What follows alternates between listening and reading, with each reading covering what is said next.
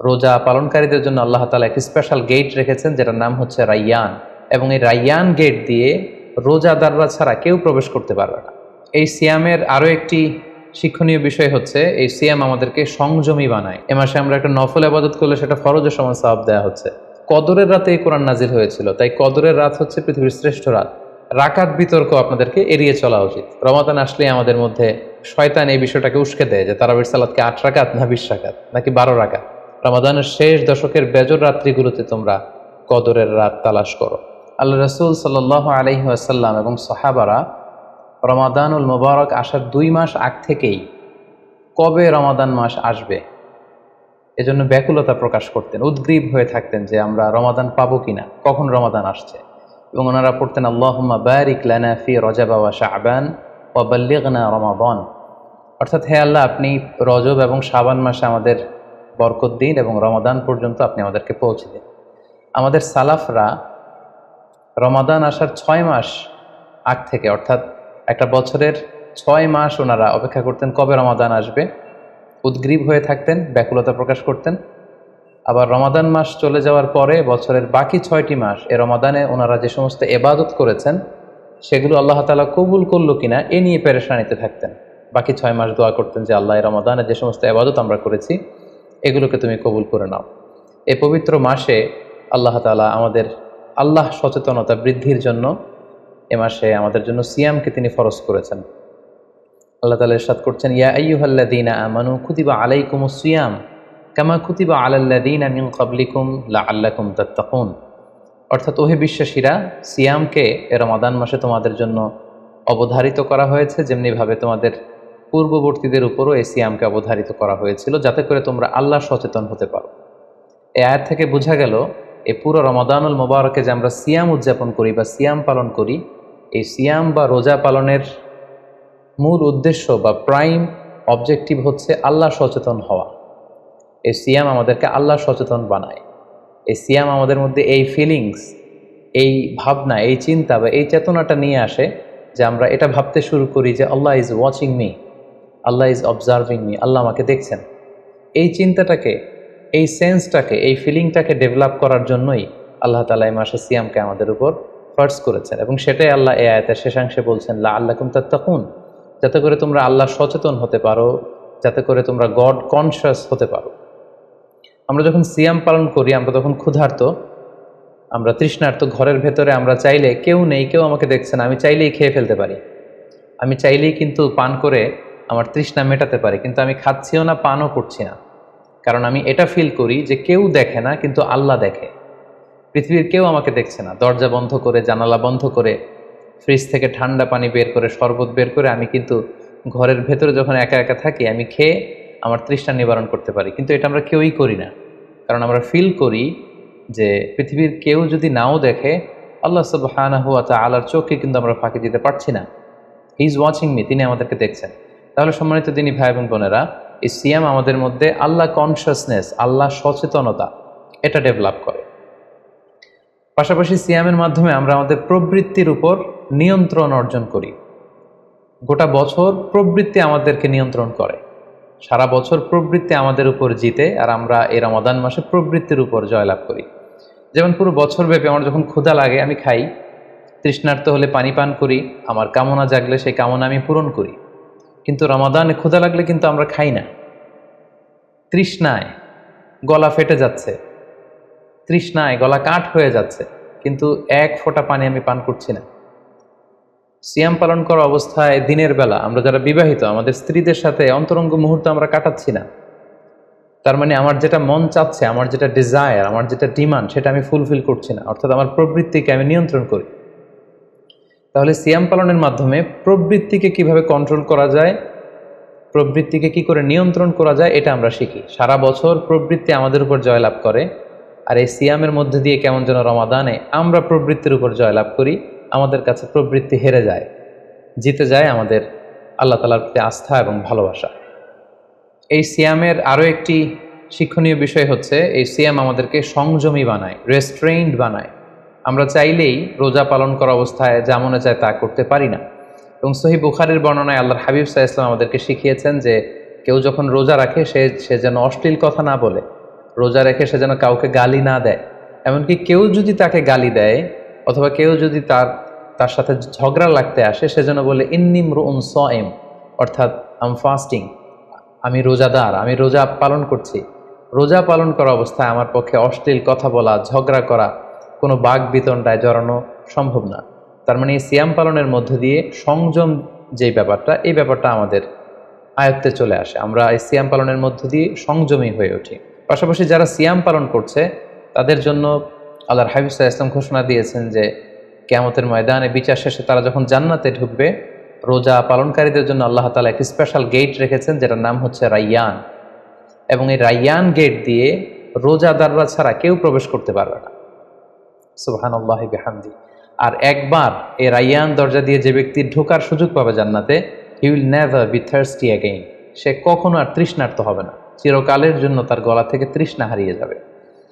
পাশাপাশি আল্লাহ তাআলা ইরশাদ করছেন যে সব আমলগুলোকে সওয়াব বাড়ানো হয় এবং সওয়াবের প্রতিদান বান্দাদেরকে দেয়া হয়, কিন্তু এই সিয়ামের ব্যাপারটা ভিন্ন। এর প্রতিদান আমি আল্লাহ নিজ হাতে দেব। আরেক বর্ণনা এসেছে এই সিয়ামের প্রতিদান আমি নিজেই। আমরা যদি একটু খেয়াল করে দেখি যে রমাদানুল মুবারাকে আমরা যত নেক আমল করছি বা সৎকর্ম করছি, এগুলোর সওয়াবগুলোকে কিন্তু জ্যামিতিক হারে বাড়ানো হয়। দ্য রিওয়ার্ডস অফ আমাল is multiplied in this blessed month of Ramadan. এ মাসে আমরা একটা নফল আবাদত করলে সেটা ফরজের সমান সওয়াব দেওয়া হচ্ছে। একটা ফরজ আবাদত করলে সেটা 70 থেকে 700 গুণ সওয়াব দেওয়া হচ্ছে। এ মাসে উমরা করলে সেটা হজের সমান সওয়াব দেওয়া হচ্ছে। অর্থাৎ অন্যান্য মাসে আমরা যদি নেক আমল করি তাহলে সেটার সওয়াবকে বাড়ানো হয় গাণিতিক হারে, কিন্তু এই রমাদানুল মুবারাকে কোনো নেক আমল করলে এর সওয়াবকে বাড়ানো হয় জ্যামিতিক হারে।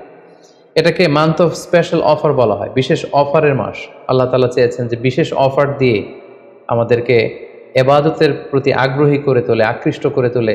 তিনি যেন আমাদের গুনাহগুলোকে ক্ষমা করে দিয়ে আমাদেরকে পাপ মুক্ত বান্দা হিসেবে স্বীকৃতি দিতে পারেন, তার একটা কেমন যেন আয়োজন তিনি করে থাকেন আমাদের জন্য পবিত্র মাহে রমাদানে।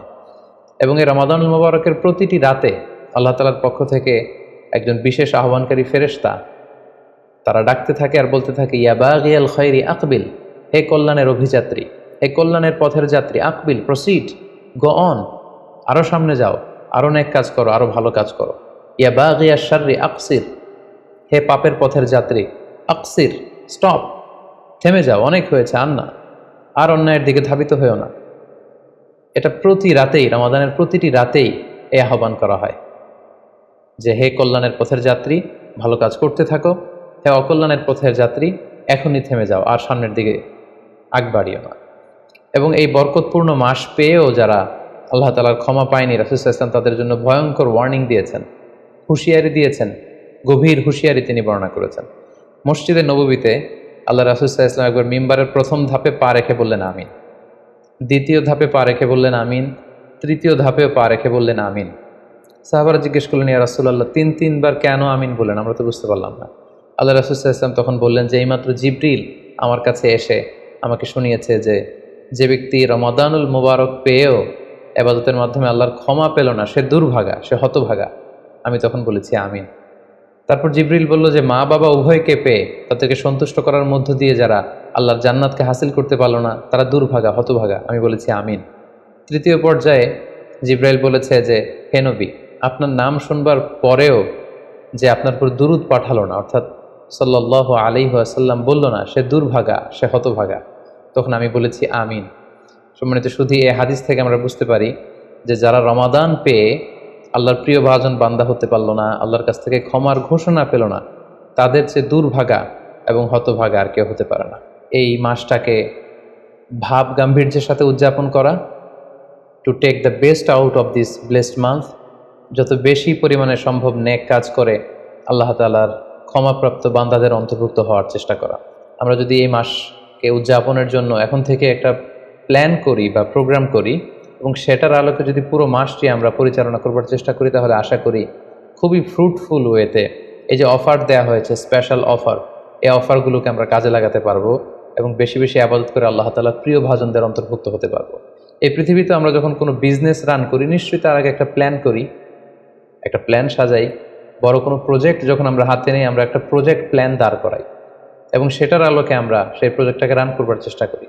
তাই আর যেহেতু মাত্র 2 দিন বাকি, আমরা যদি এখন থেকেই একটি প্ল্যান করি বা একটি পরিকল্পনা সাজাই, হতে পারে এটা লিখিত পরিকল্পনা কিংবা অ্যাটলিস্ট নিজের সাথে নিজের বোঝাপড়া যে আমি এই কাজগুলো রমাদানে করতে চাই, এগুলো করতে চাই না, ডুজ অ্যান্ড ডোন্টসগুলোকে আমি মেনে চলতে চাই, যেগুলো করা উচিত এগুলো আমি বেশি বেশি করব, যেগুলো থেকে দূরে থাকা উচিত এগুলোর ব্যাপারে আমি সাবধান থাকবো। অ্যাটলিস্ট মনের সাথে মনে একটা বোঝাপড়া অথবা কাগজে লিখে আমাদের একটি পরিকল্পনা করা উচিত। সো এ পর্যায়ে এই রমাদান কেন্দ্রিক আমরা কি ধরনের পরিকল্পনা করতে পারি এবং সেই পরিকল্পনায় কোন কোন বিষয়গুলো স্থান পেতে পারে বলে আমি মনে করি সেগুলো আপনাদের সাথে সংক্ষিপ্তভাবে শেয়ার করবো ইনশাআল্লাহ। প্ল্যান করার ক্ষেত্রে সর্বপ্রথম যেটা আমি বলবো, প্ল্যান করবার সময় অল্প প্ল্যান করুন এবং সেটা যতটুকু প্ল্যান আপনি করবেন সেটা নিয়মিত করবার চেষ্টা করুন। আমাদের অনেকের মধ্যে এমন একটা ভাব কাজ করে যে যেহেতু এটা অনেক রহমতের মাস, বরকতের মাস, মাগফিরাতের মাস, আবেগে তারা অনেক বেশি প্ল্যান করে ফেলে এবং সেই অনুযায়ী রমাদানের শুরুতেই সারা রাত তাহাজ্জুদ, সারাদিন এবাদত তেলাওয়াত, এরকম 2-4 দিন চলার পরে, কয়েকদিন যাওয়ার পরে সে আবেগটা ঝরে পড়ে, সে আবেগটাকে সে ধরে রাখতে পারে না। কারণ এমন প্ল্যান করা হয়েছিল যেটা রেশনাল ছিল না, যেটা হয়তো যৌক্তিক ছিল না বা বাস্তবসম্মত ছিল না। সো প্ল্যান করার ক্ষেত্রে আমার প্রথম পরামর্শ হচ্ছে অল্প প্ল্যান করুন এবং যতটুকু প্ল্যান করবেন সেটা পুরো রমাদান ব্যাপী হোল দ্য মান্থ লং আপনি সেটাকে পালন করবার চেষ্টা করুন। কারণ আল্লাহ রাসূল সাল্লাল্লাহু আলাইহি ওয়াসাল্লাম বলেছেন, আহাব্বুল আমালি ইলাল্লাহি আদওয়ামুহা ওয়া ইন কাল্লা। আল্লাহ তাআলার কাছে সবচেয়ে প্রিয় আমল হচ্ছে সেটা যেটা মানুষ নিয়মিত করে, যেটা বান্দা রেগুলার বেসিসে করে, যদিও এটা পরিমাণে কম হয়। সো আপনি পরিমাণে যদি কমও করেন, সেটা যদি পুরো রমাদান মাসব্যাপী একই ধারাবাহিকতায় আপনি ইবাদত করেন, তেলাওয়াত করেন, তাহাজ্জুদ পড়েন, জিকির আজকার করেন, সাদাকা করেন, দান করেন, এটার যদি একটা ধারাবাহিকতা থাকে, সেই ইবাদতটা আল্লাহ তাআলার কাছে বেশি প্রিয়। তাই প্ল্যানের ক্ষেত্রে আমার সর্বপ্রথম পরামর্শ হচ্ছে অল্প প্ল্যান করুন, স্বল্প পরিসরে প্ল্যান করুন, হাতে গোনা অল্প কয়েকটি বিষয়ের ব্যাপারে আপনি কনসার্ন হন এবং যতটুকু প্ল্যান করেছেন ততটুকু নিয়মিত বাস্তবায়ন করুন। প্ল্যানের ক্ষেত্রে সর্বপ্রথম যেটা আমি বলতে চাই সেটা হচ্ছে পুরো রমাদান মাসে সালাতের ব্যাপারে আমাদেরকে সর্বপ্রথম বেশি সচেতন থাকতে হবে। It's mandatory. 5 ওয়াক্ত সালাত যেন আমরা জামাতের সাথে আদায় করতে পারি, এই বিষয়টা খেয়াল রাখতে হবে। কোনো কারণে যদি জামাত ছুটেও যায়, কাজা যেন না হয়ে যায়। কারণ আমাদের যদি জামাত ছুটে যায়, সালাত যদি কাজা হয়ে যায়, তাহলে আপনার প্রোডাক্টিভিটি কমে যাবে। সো প্ল্যানের ক্ষেত্রে এখন থেকে আমাদের এটা মাথায় রাখতে হবে যে পুরো রমাদান জুড়ে আমরা 5 ওয়াক্ত সালাত জামাতের সাথে আদায় করব। কোনো কারণে জামাত যদি ছুটেও যায়, কোনো নামাজ যেন আমার কাজা না হয়ে যায়, এই ব্যাপারে আমরা সচেতন থাকবার চেষ্টা করব। 3 নম্বরে হচ্ছে কোরআন তেলাওয়াত করা। যেহেতু রমাদানুল মুবারক এটা কোরআন নাজিলের মাস, আল্লাহ তাআলা বলছেন শাহরু রমাদান আল্লাযী উনজিলা ফীহিল কুরআন। রমাদান তো এমন মাস যে মাসে আল্লাহ তাআলা কোরআন নাজিল করেছেন। সো এটা কোরআনকে উদযাপনের মাস, কোরআনের সাথে নতুন করে সম্পর্ক গড়বার মাস, বেশি বেশি কোরআন তেলাওয়াত করবার মাস। নফল ইবাদতের যে লিস্ট আছে তার মধ্যে সবচেয়ে শ্রেষ্ঠ নফল ইবাদত হচ্ছে কোরআন তেলাওয়াত করা এবং সেটার মোক্ষম সময় হচ্ছে রমাদানুল মুবারক। আমরা প্রত্যেকেই জানি যে এই মাসে তেলাওয়াত করার যে একটা আবহ, যে একটা ইমেজ, যে একটা পরিবেশ এবং যেরকম একটা মজা পাওয়া যায়, বছরের অন্য কোনো মাসে কিন্তু ওই ফিলিংটা আমাদের আসে না। সো এই সুযোগটাকে আমাদের কাজে লাগানো, আমরা যেন প্রতিদিন কোরআনের তেলাওয়াত করি এবং তেলাওয়াত করার ক্ষেত্রে অবশ্যই ধীরস্থিরভাবে তেলাওয়াত করতে হবে। আমরা অনেকে তাড়াহুড়ো করে তেলাওয়াত করি। হাদিসে এসেছে রুব্বা কারিন লিল কোরআন ওয়াল কোরআন ইয়ালআনু। কোরআনের অনেক তেলাওয়াতকারী আছে যাদেরকে কোরআন রহমত দেওয়ার পরিবর্তে লাআনত দেয়, কার্ডস করে, অভিসম্পাত করে। তাই তাড়াহুড়ো করে আমরা যেন কোরআন তেলাওয়াত না করি। রমাদান আসলেই দেখা যায় কিছু কিছু মানুষ কোরআন খতম করবার জন্য উঠে পড়ে লাগে। কেউ 5 খতম, 7 খতম, 10 খতম দেওয়ার জন্য প্রতিযোগিতা করে খতম দেয়, ফলে খুব দ্রুত তারা কোরআন তেলাওয়াত করে। এটা ঠিক না। খতম দেওয়ার জন্য উঠে পড়ে লাগা উচিত হবে না, বরং আপনি ধীরস্থিরভাবে তেলাওয়াত করুন। সেই হিসেবে শুরু থেকে শেষ পর্যন্ত একবার করে যদি আপনি 1 খতম দিতেও পারেন সেটা ভালো, আর দিতে না পারলেও আপনি ধীরস্থিরভাবে তেলাওয়াত করে সেটার সওয়াব আপনি ইনশাল্লাহ পাবেন। তাহলে তেলাওয়াত করার ক্ষেত্রে প্রথম রিমাইন্ডার হচ্ছে তাড়াহুড়ো করে তেলাওয়াত করা যাবে না। 2 নম্বর হচ্ছে যদি সুযোগ হয় অর্থ বুঝে তেলাওয়াত করা। আমরা কয়েকটা সূরা স্পেসিফাই করতে পারি যে এই রমাদানে আমি এই সূরাটা পড়ব, এই রমাদানে এই সূরা শুরু থেকে শেষ পর্যন্ত এর মর্মার্থ, এর বঙ্গানুবাদ, এর যে শিক্ষা লেসন, এটা আমি জানবার চেষ্টা করব। সম্মানিত দিনী ভাই এবং বোনেরা, কোরআন হচ্ছে এমন একটি কিতাব, যারাই এই কোরআনের সাথে সম্পর্ক জুড়ে দিয়েছে, যারাই এই কোরআনকে হৃদয়ে ধারণ করেছে, তারাই সম্মানিত হয়েছে। একটু খেয়াল করে দেখুন, সাইয়েদনা জিবরিল আলাইহিস সালাম উনি কোরআন নিয়ে আসমান থেকে পৃথিবীতে নেমেছিলেন। কোরআনকে নিয়ে আসার কারণে উনি হয়েছেন শ্রেষ্ঠ ফেরেশতা। আল্লাহ রাসূল সাল্লাল্লাহু আলাইহি ওয়াসাল্লামের উপর কোরআন নাজিল হয়েছিল, তাই তিনি হয়েছেন শ্রেষ্ঠ রাসূল। এই রমাদান মাসে কোরআন নাজিল হয়েছে, তাই রমাদান মাস হচ্ছে 12টা মাসের শ্রেষ্ঠ মাস, সাইয়্যিদুশ শুহুর। কদরের রাতে এই কোরআন নাজিল হয়েছিল, তাই কদরের রাত হচ্ছে পৃথিবীর শ্রেষ্ঠ রাত। আমরা উম্মতে মুহাম্মাদি, আমাদের উপর কোরআন নাজিল হয়েছে, তাই আমরা হয়েছি খায়রু উম্মাহ, শ্রেষ্ঠ জাতি। আমাদের মধ্য থেকেও যারা কোরআনের সাথে অ্যাটাচমেন্টকে বাড়াবে, কোরআনকে যারা ধারণ করবে, তারা হবে পৃথিবীর শ্রেষ্ঠতম মানুষ। তাই আসুন কোরআন উদযাপনের এই মাসে আমরা যেন বেশি বেশি কোরআনের সাথে সম্পর্ককে নতুন করে আবার নবায়ন করি। 4 নম্বর যেই ব্যাপারটি আমি প্ল্যানে বা পরিকল্পনায় রাখার চেষ্টা করব, সেটা হচ্ছে খুব বেশি খাবার দাবার বা কেনাকাটা এগুলোর ব্যাপারে আমাদেরকে একটু সাবধান থাকতে হবে। আমরা অনেকে মনে করে থেকে রমাদান মানেই মুখরোচক ইফতারি, ইফতার পার্টিতে জয়েন করা, উদরপূর্তি করে সাহারি খাওয়া, শপিং করা এবং কেনাকাটায় ব্যস্ত থাকা। আসলে ব্যাপারটি এমন নয়, কারণ আমরা জানতে পেরেছি যে এটা হচ্ছে বরকতের মাস, এটা অফারের মাস। নফল ইবাদতে ফরজের সমান সওয়াব, ফরজ করলে 700 গুণ সওয়াব, নফল উমরা করলে হজের সমান সওয়াব। সো এটা হচ্ছে মৌসুমুল ইবাদা, ইবাদতের মৌসুম। সো আমাদের যদি শপিং করা লাগে, আমাদের যদি কোনো প্রোগ্রামে অংশগ্রহণ করা লাগে, সেটা যেন আমাদের ফোকাস না হয়। কেনাকাটা, শপিং করা, এটা যেন আমাদের ফোকাস না হয়। ভুরি ভোজ করা, আমাদের বাসায় মা বোনরা যারা আছে তাদেরকে হরেক রকম আইটেমের বায়না ধরে সারাদিন তাদেরকে ব্যস্ত রাখা, ইবাদত থেকে তাদেরকে দূরে রাখা, এই কালচারগুলো থেকে আমাদেরকে দূরে থাকতে হবে। আমরা যখন রমাদান কেন্দ্রিক প্ল্যান করতে বসবো, আমরা যেন এটা ভাবি যে এই রমজানে একটু একটু করে আমি নিজেকে পরিবর্তন করতে চাই। ভুরি ভোজ করা, ইফতার পার্টিতে বেশি বেশি যাওয়ার জন্য প্ল্যান করা, তারপর কেনাকাটা, শপিং, ঈদের শপিংয়ের জন্য সময় নষ্ট করা, এটা যেন আমাদের মূল ফোকাস না হয়। আমাদের মূল ফোকাস যেন হয় এটা ইবাদতের মাস, বেশি বেশি ইবাদত করে যেন আমরা আল্লাহর সন্তুষ্টি অর্জন করতে পারি। প্ল্যানের ক্ষেত্রে 5 নাম্বার যে পয়েন্টটি আমি বলবো সেটি হচ্ছে ইফতারির পূর্ব মুহূর্তে দোয়া করুন। এটি ভুলে যাওয়া যাবে না। প্রতিদিন ইফতারিকে সামনে নিয়ে আমরা দোয়া করব, কারণ হাদিসে এসেছে সালাসু দাওয়াতিন মুস্তাজাবা, 3 ব্যক্তির দোয়া আল্লাহ তাআলার কাছে কবুল হয়ে যায়। এই দোয়া আল্লাহ কখনো ফিরিয়ে দেন না। এর মধ্যে একটা দোয়া হচ্ছে দাওয়াতুস সাইম, রোজাদারের দোয়া আল্লাহ কখনো ফিরিয়ে দেন না। দাওয়াতুস সাইমি মাকবুল, এটা আল্লাহর কাছে কবুল হয়ে যায়। ঠিক ওই মুহূর্তটাতে আল্লাহ তাআলার সফট কর্নার খুব বেশি গ্রো করে, আল্লাহর রহমতের দরিয়ার মধ্যে একটা অভাবনীয় জোশ পড়ে যায়। আল্লাহ তাআলা এই দৃশ্যটাকে খুব দেখতে পছন্দ করে যে বান্দা সামনে খাবার নিয়ে বসে আছে, শরবত নিয়ে, পানীয় নিয়ে বসে আছে, ক্ষুধায় তৃষ্ণায় সে জর্জরিত, সে চাইলেই সামনে থেকে নিয়ে মুখে তুলে খাবারটা খেতে পারে, কিন্তু সে আমার ভয়ে খাচ্ছে না। তখন আল্লাহ তাআলা এই দৃশ্যটা দেখতে বড্ড পছন্দ করেন। ঠিক এই মুহূর্তে আপনি যখন বুদ্ধি করে আল্লাহ তাআলার কাছে চাইতে শুরু করবেন, কায়মনো বাক্যে চোখের পানি ছেড়ে, আপনি চাইতে দেরি হবে, এই দোয়া আল্লাহ তাআলার কাছে কবুল হতে দেরি হবে।